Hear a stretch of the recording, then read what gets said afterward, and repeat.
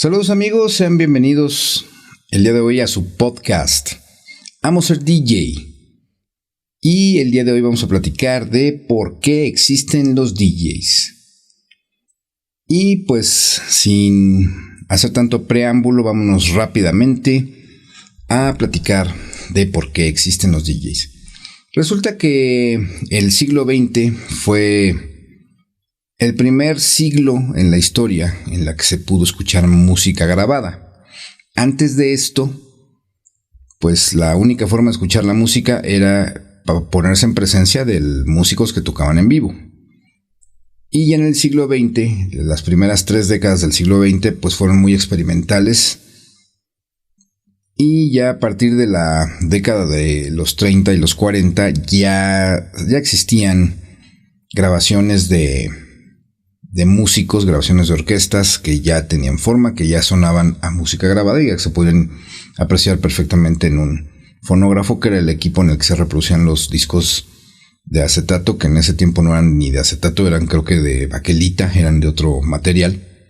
El vinil pues ya vino hasta prácticamente mediados del siglo XX, pero pues la forma en la que esto se popularizó o que se regó en el gusto de la gente fue a través también de otro invento nuevo, que fue el del radio. El radio fue el medio de comunicación por excelencia del siglo XX, y gracias a este invento pues también se hizo muy popular la música grabada y era parte del entretenimiento que tenía la gente en esas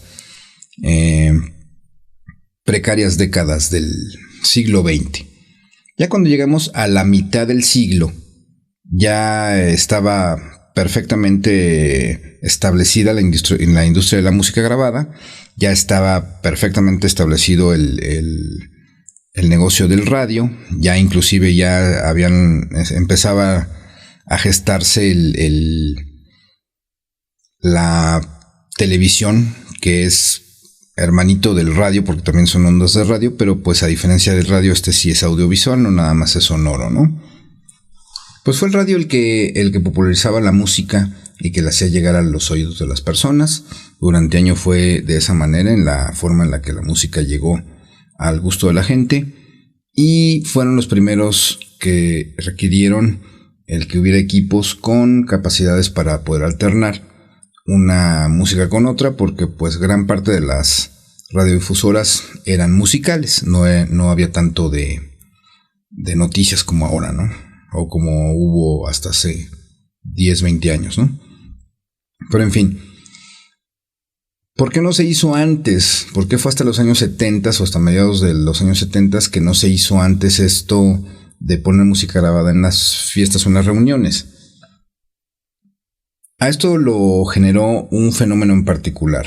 Más o menos en los años 60 se empezaron a dar los primeros aparatos que hacían música sintética, música artificial, que es a lo que nosotros le llamamos música electrónica. Era lógicamente algo mal visto entre las personas que les gustaba la música normal, pues aquella otra música funcionaba como futurista y se utilizó pues para musicalizar a lo mejor películas que tenían ciencia ficción o que tenían algo muy futurista en sus temas, y ponían esa música que nunca se había oído antes como música del futuro, porque pues realmente sí sonaba a algo que no era del presente.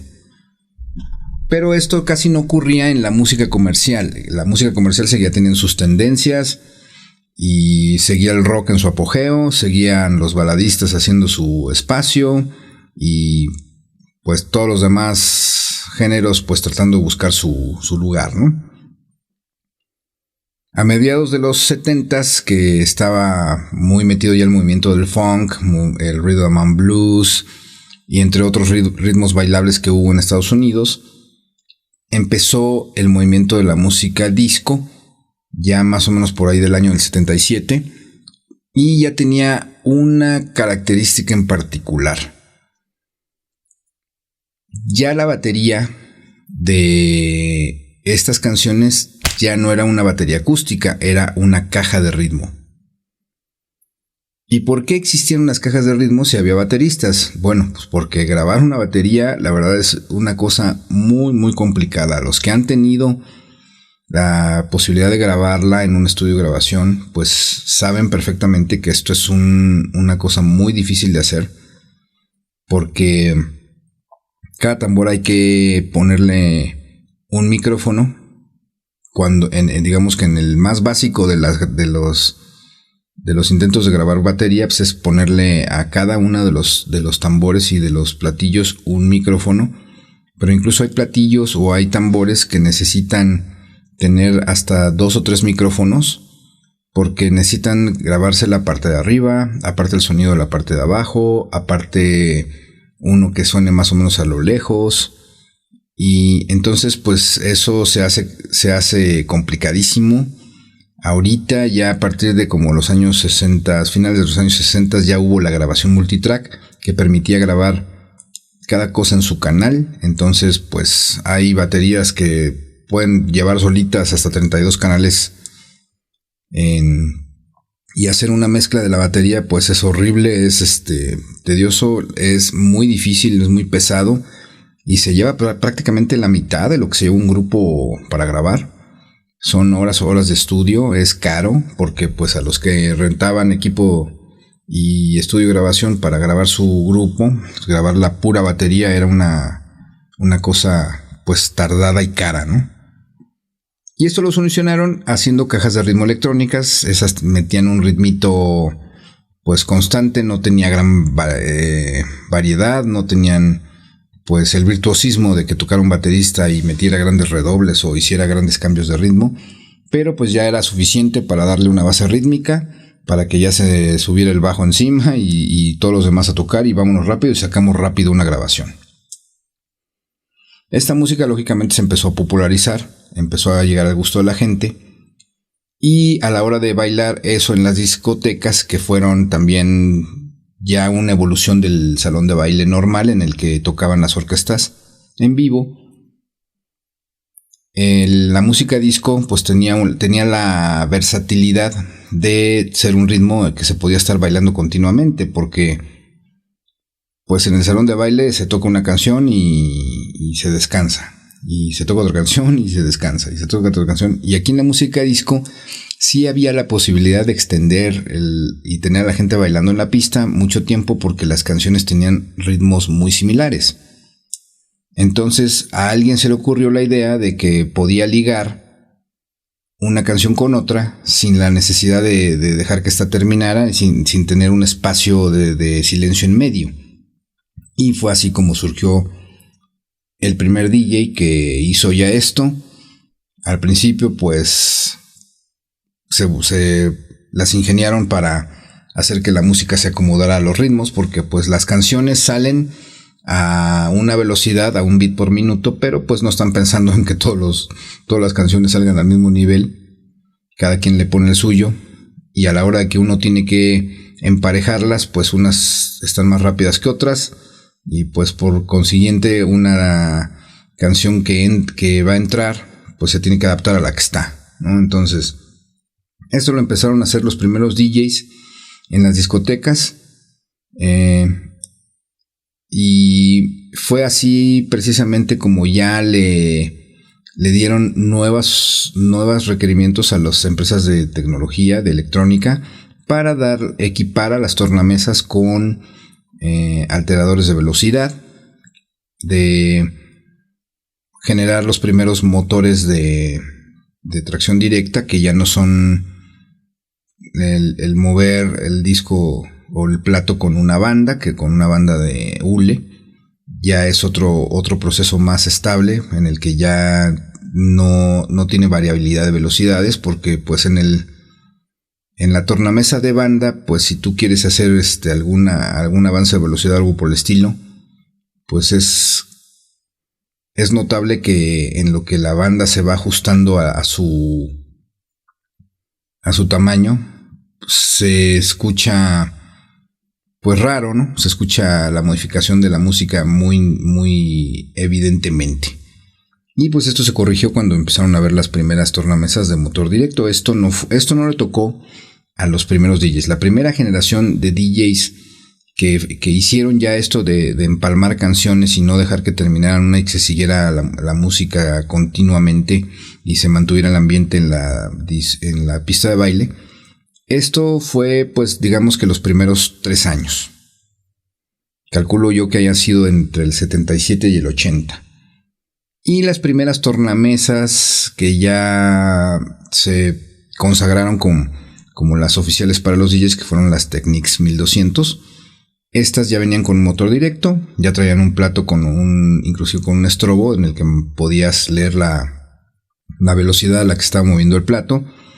También ya tenían un sistema antipatinaje, ya tenían, digamos, ya era una tornamesa que tenía funciones para que la pudieras tener trabajando mucho tiempo. Ya las agujas también eran de otro material que era más resistivo al desgaste y menos sensible a la retroalimentación, ¿no? Porque pues en una discoteca se manejan niveles de volumen mucho más altos de los que se manejaban normalmente en las casas y pues muchísimo más duros de los que se manejaban en una estación de radio. Entonces fue así como se originó que los DJs empezaran a hacerse necesarios, porque pues aunque parece sencillo, pero resulta que no es fácil de estar empalmando canciones y que no se note. Sí se pueden empalmar canciones de una forma rudimentaria en la que nada más se sube una a la otra y no se respeta el ritmo. Pero hacerlo ya sincronizado, pues es algo para lo que se requiere gran sentido del ritmo y un gran oído también musical. Entonces ya empezaron las personas que tenían estas capacidades y que tienen el gusto por la música a integrarse a este concepto. Y fue así como obtuvimos ya el primer DJ con el set que conocemos hasta el momento, que era de 2 tornamesas con su mezcladora en medio. Este set pues permaneció prácticamente todos los años 80.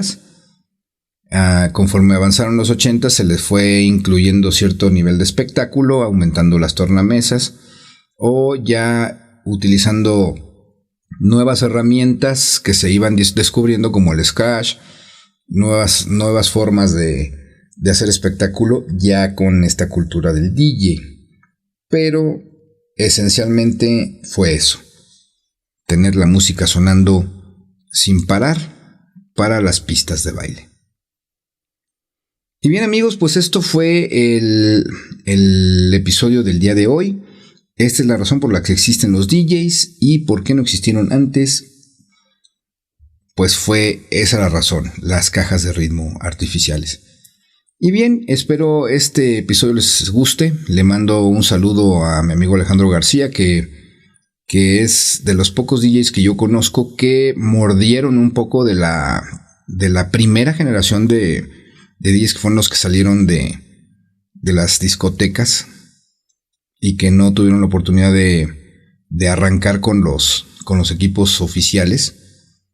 Él sí fue de la primera generación de los DJs que ya tocaron con el set que todos conocemos, de las Technics 1200 y su mezcladora, ¿no?